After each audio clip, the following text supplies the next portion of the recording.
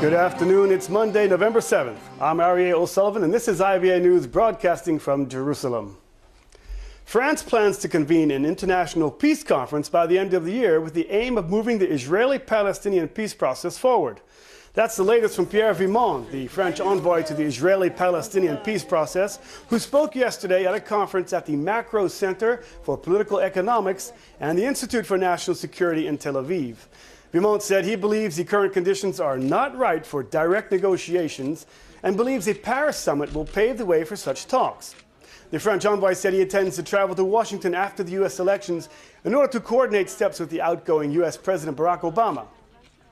Opposition leader Isaac Herzog, who also spoke at the conference, said he prefers to engage in direct negotiations with the Palestinians in a move that will be supported by Arab countries. In May this year, Israel rejected a French peace proposal, saying the only way to promote peace is through direct negotiations with the Palestinians without any preconditions. Justice Minister Ayelet Shaked has announced her long list of 28 nominees for 4 vacant spots on the Supreme Court, reaching a temporary truce with the judicial branch. More in this report from Elon Assan-Levy. 28 nominees, 4 vacant seats, and 1 near collision between the judiciary and the government. Yesterday, Justice Minister Ayelet Shaked submitted her list of nominees for the Supreme Court, while reassuring the Chief Justice that she does not support a bill that would effectively rescind incumbent justices' existing veto over their successors. Last week, the Chief Justice suspended talks with Minister Shaked over the gun on the table. Shaked's perceived support for a reform she now says will not progress for the time being. 4 spots on the Supreme Court will become available in 2017. Chief Justice Miriam Naor, Deputy President Eliakim Rubinstein, and Justices Salim Jubran and Tzvi Zilbertal will all retire at different points next year. The Judicial Selection Committee is meeting this week to pick their successors. The long list includes 7 women and 1 Muslim. The Justice Minister wants Bar Ilan University professor and Rabbi Gidon Sapir, but the justices don't. They want Tel Aviv District Court Judge Ruth Ronen and Haifa District Court Judge Ron Sokol, whom Shaked rejects. Haifa District Court President Yosef Elron is reportedly being backed by Finance Minister Moshe Kachlon. As for the slot informally reserved for an Arab justice, presently Salim Jubran, there are 2 nominees. Tel Aviv District Court Judges Khalid Kabuv, reportedly the preference of the Bar Association, and George Kara, who convicted and sentenced former President Moshe Katsav and is said to be preferred by the current justices. Under the existing system, new Supreme Court appointments require an extraordinary majority on the Judicial Selection Committee. This committee includes 3 Supreme Court justices, Naor, Rubinstein and Jubran, the Justice Minister, Shaked, another Cabinet Minister, Kachlon, 2 MKs, Nurit Koren and Robert Ilatov, and 2 representatives of the Israel Bar Association. According to media, sources close to Shaked originally implied she backed Ilatov's bill to reduce the necessary number of votes from 7 to 5, which would allow the politicians to force through nominees against the wishes of the incumbent justices. But this is on ice for now.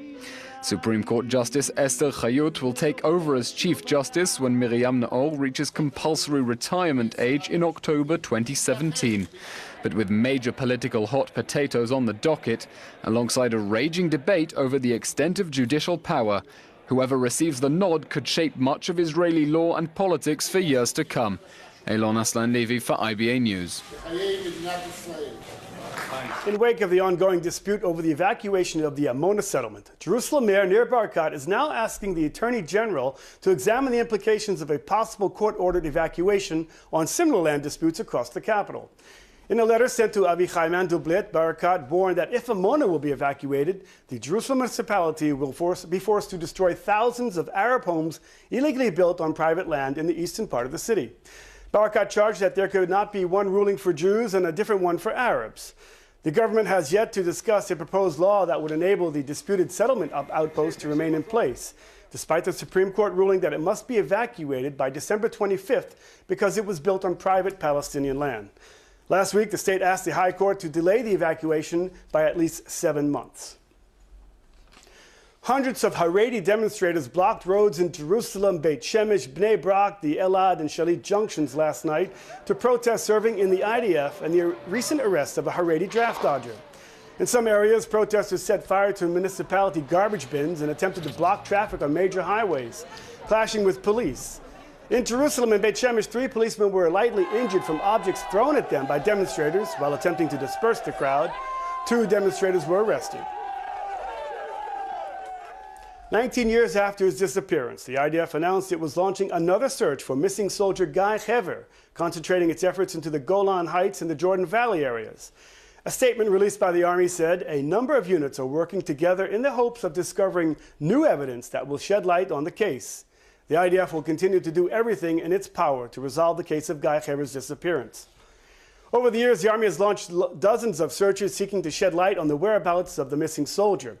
Hever, who was 20 at the time of his disappearance, was last seen leaving his base located less than 24 kilometers from the Syrian border, carrying his rifle, issued on August 17, 1997. In the following months, several witnesses claimed they saw a soldier near the border. Others claimed he was spotted near Katsarin. A German woman who was arrested in Syria reportedly wrote to Hever's mother that she saw him while being interrogated by the Syrian authorities near Damascus in May 2005. Until this day, no trace of Hever's rifle or any other clues pertaining to his whereabouts have been found. The Jerusalem District Court today meted out a 12-year jail sentence to 14-year-old Palestinian Ahmed Mansara, who together with his 15-year-old cousin Hassan Mahani stabbed 13-year-old Israeli Noah Ben Ezra and 21-year-old Yosef Ben Shalom in Pisgat Ze'ev, Jerusalem last October. His cousin was killed by the police. The court also ordered Mansara to pay 100,000 shekels in compensation to Ben Ezra and 80,000 shekels to Ben Shalom. Mansara was convicted in May on 2 accounts of attempted murder and the possession of a knife.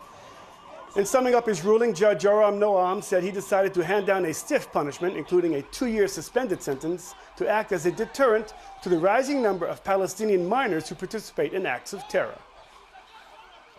Fresh from their victory in UNESCO, the Palestinians are now reportedly seeking to claim the Dead Sea Scrolls, which include the earliest known fragments of the Hebrew Bible.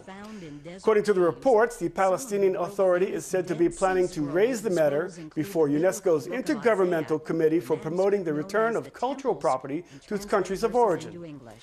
The scrolls were found in caves along the Dead Sea during the 1940s and 50s when the territory was under British and later Jordanian rule. Israel regards the scrolls as a national treasure, and some of the manuscripts are on display at Israel's museum. Israel's ambassador to the United Nations Education, Scientific and Cultural Organization, UNESCO, Carmel Shama-Hakohen, called it another provocation and audacious attempt by the Palestinians to rewrite history and erase our connection to our land. The Dead Sea Scrolls are factual and weighty archaeological evidence of the presence of the Jewish people in the land of Israel. Last month, UNESCO passed 2 resolutions that ignore Jewish ties to the Temple Mount in Jerusalem. With only 1 day to go until Americans go to the poll, the FBI has announced that it's reviewing its cache of Anthony Weiner's emails has not changed the agency's conclusion from the summer that no charges are warranted in the case of Hillary Clinton's use of a private email server. Wow. In a letter to Congress yesterday, FBI Director James Comey said the Bureau had been working around the clock to review the Clinton-related material obtained in connection with an unrelated inquiry. The Clinton campaign said it was glad that this matter is resolved. Donald Trump, however, cried foul. Hillary Clinton is the most corrupt person ever to seek the office of the presidency of the United States.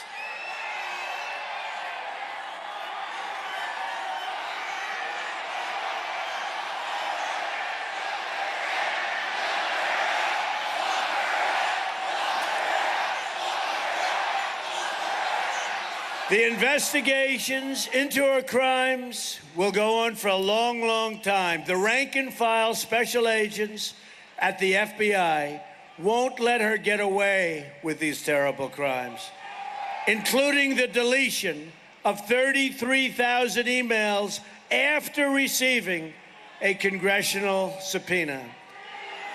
Right now, she's being protected by a rigged system. You can't review 650,000 emails in 8 days. You can't do it, folks. Hillary Clinton is guilty. She knows it. The FBI knows it. The people know it. And now it's up to the American people to deliver justice at the ballot. With campaigning in a frantic last stretch, both leading candidates have been warned of disaster if the other is elected. Trump termed the vote a final chance to turn back the dark foreign forces menacing American identity, while Clinton warned her rival's election would jeopardize progress towards equality for women and minorities. The Hispanic vote is reportedly higher than it has ever been, as the African-American turnout is down from the Obama elections. Analyst Nate Silver currently gives Clinton a 77% chance of winning based on polling data. That's down on what it was 2 weeks ago. But amid appearances with big celebrities, Secretary Clinton is keeping optimistic. I want us to do all we can to help you get ahead and stay ahead. And my vision is very different from my opponents. Look, we know enough about what he says and what he's done. You don't need to go through the litany of all the people he's insulted and demeaned. But the bottom line is, his vision of America is so dark and divisive. It's not the America that I see as I travel around our country. I want us to have a vision that is hopeful, optimistic, and unified about what we can do together to make sure America's best years are ahead of us. So what does the majority of the American Jewish population think about all this? Israel Television's Yaakov Achimeir sat down with Rabbi Rick Jacobs, president of the Union for Reform Judaism, the congregational arm of the Reform movement in North America, which represents between 1.5 to 1.9 million Reformed Jews across the United States and Canada. Rabbi Jacobs expressed concern over the conduct and content of the U.S. election campaign. We are concerned that we have a campaign that has been filled with racism, bigotry, misogyny against women. And for us, these are core Jewish values that we can't ignore, and we have to use as lenses by which we see the candidates and we see the choices before us. Do you see a change in the voting pattern of the Jews in America? I mean, we usually know that the Jews in America are voting for the Democrats. That has been the case. It will be the case in this election. Even stronger? But it'll be stronger because there are many Republicans, many in our own movement, who themselves say they don't recognize the Republican Party. And you can be a fiscal conservative, you can be a social conservative, but many of them are concerned that the party that they have been a part of and the politics that have really, I think, pulled their core convictions is no longer recognizable. So I think we'll see a much larger percentage of Democrat votes from within the entire Jewish community. 75% or maybe 80%? What is your I think assessment? we could easily see 80%. 80%? We could see that. Of the Jews will vote for Ms. Clinton. And I think we'll also see a great divide between the Orthodox and the non-Orthodox Jews, how they believe, how they are voting. And one of the issues that I think has been very difficult for American Jews has been the question of Israel. I think many have mistakenly believed over years that Republicans are always stronger for Israel. I think in this case that has not been made clear. And there are many who vote with Israel as their first concern, who say, you know what, Secretary Clinton is someone who knows the complexity of the Middle East. She understands Israel in terms of many, many different issues. I think there's concern that Donald Trump is somebody who doesn't have a great familiarity with the wider Middle East or the world as we know it. And there's an uncertainty as to where he might be on any given issue. So I think we're going to see even people who are very, very strong in their commitment to Israel and the defense issues and security issues. I think many of them are in the choice before them going to choose Secretary Clinton. So you believe that Ms. Clinton is better for Israel than Mr. Trump? I think there is concern in terms of her own closeness to President Obama. Will her foreign policy be different than President Obama's? She was Secretary of State for not just the first term, but really for the core, I think, practice of this president's leadership. And I think there'll be question in Israel about how will she view Iran. And she has been the person who has been most responsible for the sanctions against Iran. So she has an experience of being a strong defender in terms of security. But she also has seen the issue of two states for two peoples. I don't believe that will be a peripheral issue for her. And I know in Israel people are wondering, what will that look like now as opposed to in the 90s when her husband was president? Are you saying, Rabbi Jacobs, that Republican Jews will change their vote, will change their opinion vis-a-vis the candidates? Some will.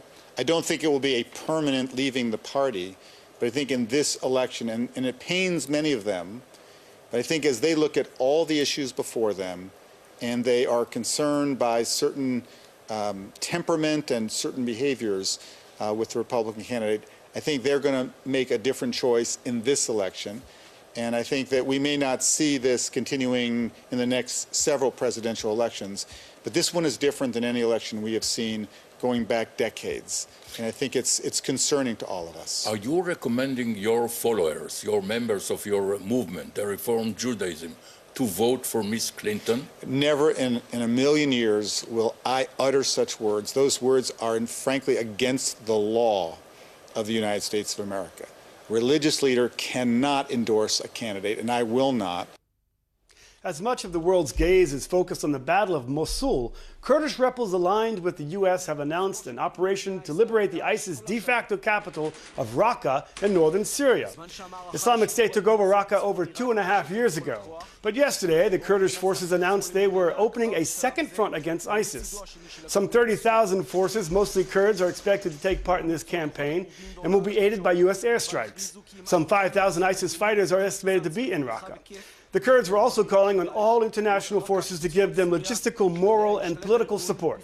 Ever since the operation against Mosul began, the U.S. has been pushing for a mortal blow on ISIS by attacking them on multiple fronts. The announcement today came from the Syrian Democratic Forces, which is a coalition of Kurds and Arabs. And when it comes to Raqqa, I want to make very clear, it is our principal priority throughout this campaign that the vanguard of the force that takes major territory from Daesh should be locally based forces. So when it comes to Raqqa, we want a force that ultimately liberates Raqqa that is primarily from the local area, Arabs from the area.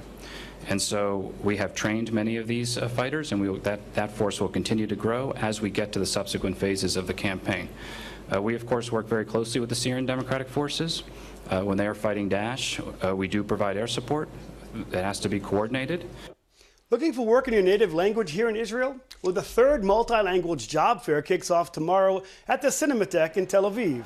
Considered the largest recruitment fair for foreign language speakers, the exhibit offers hundreds of job opportunities to those who find mastering the Hebrew language an extremely challenging task. Dozens of employers from top Israeli companies will take part at the event, specifically looking for new immigrants who are hoping to integrate into the local market. Headhunters say they are seeking to expand internationally and incorporate skilled native speakers who understand varied languages and cultures. Organizers recommend you come with your CV in hand and a good vibe for mingling. That's Israel's MultiLanguage Job Fair tomorrow at Tel Aviv Cinematheque. Hundreds of thousands of people across the globe are expected to participate in this year's two-day annual Shabbat Project that starts on November 11th. So far, some 57 new cities have committed to participating in the project, with Tel Aviv gearing up to break the world's largest attendance since the project's first year in 2014. In the Israeli city that never sleeps, some 20 events are scheduled, including a challah bake at Tel Aviv's port involving some 500 women and a giant Shabbat dinner. Last year, over 1 million people in 900 cities spanning 84 countries and 6 continents celebrated the event. Stock Talk Now and share prices on the Tel Aviv Exchange were up across the board today, and the shekel was mixed in foreign currency trading. Let's take a look at the afternoon numbers.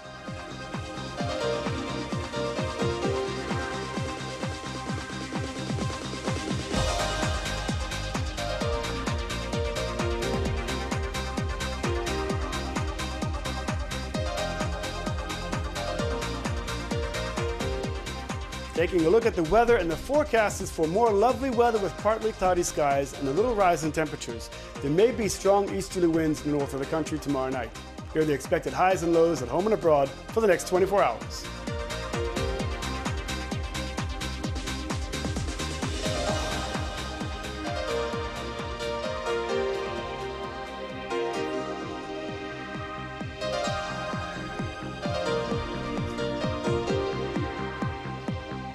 That's our broadcast for today. Please join us again tomorrow when Eilon Aslan-Levy will be here to bring you the latest news from Israel. Until then, I'm Aryeh O'Sullivan, wishing you all a good evening and shalom from Jerusalem.